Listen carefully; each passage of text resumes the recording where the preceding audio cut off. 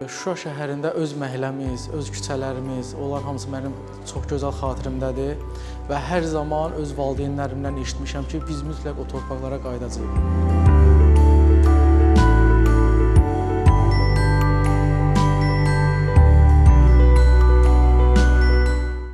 Abdullayev Şəhriyar Bəxtiyaroğlu 1985-ci ildə Şuşa şəhərində Ziyalı ailəsində anadan olmuşam.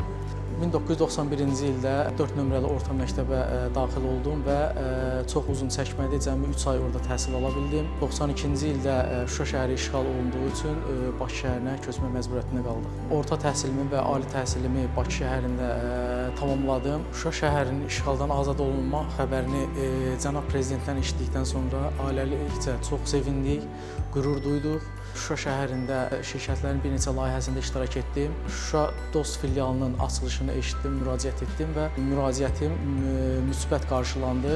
Hal-hazırda Şuşa Dost filialının əməkdaşıyam.